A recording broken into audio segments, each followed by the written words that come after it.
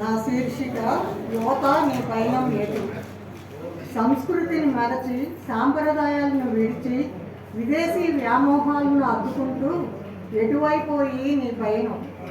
పలకరింపులు వదిలి పబ్బుల చుట్టూ తిరుగుతూ ఆప్యాయతలకు వీడ్కోలిచ్చి డేటింగుల వెంట పరిగెత్తుతూ సహజీవనం అంటూ అనుబంధాల అర్థాలనే మార్చేస్తున్నాం.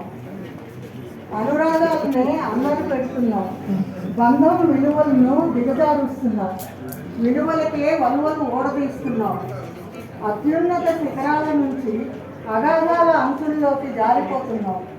సంస్కారాన్ని కోల్పోతున్నాం. కుసంస్కారాన్ని తొడుక్కుంటున్నాం. మాట మీద నిలబడలేకపోతున్నాం. మర్యాద మన్ననలకు దూరంగా ఏవైపోయి నీ పరుగు. వ్యసనాలకు దగ్గరగా, చదువులకు దూరంగా, లక్ష్యాలు లేని జీవితంలో గమ్యం లేని ప్రయాణం సాగిస్తూ ఏ తీరం చేరాలనుకుంటున్నావో.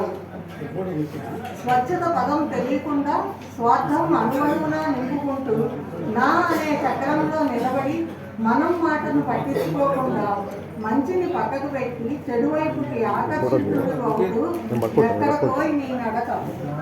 మానవత్వం మంటకొస్తూ దానవత్వం అరాచకాలకు ఆజ్యం పోస్తూ అవినీతికి పట్టం కడుతూ అత్యాచారాలపై మమతల కోవలను కొల్లగొడుతూ దిశ మరిచిన యాత్రికుడా, అసలేమిటో నీ ఉద్దేశం?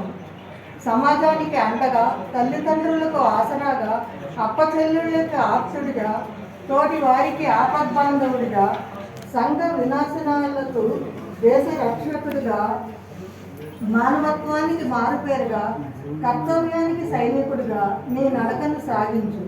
అభివృద్ధి శిఖరాలను అధిరోహించు. యువతంటే ఇలాగే ఉండాలని నిరూపించు. ధన్యవాదాలు. ధన్యవాదాలు. యువతకు ధర్నా చెప్పారు. యువతలకు ఎంత ప్రోత్సాహం ఇవ్వాలి, సమాజంలో ఎంత గౌరవం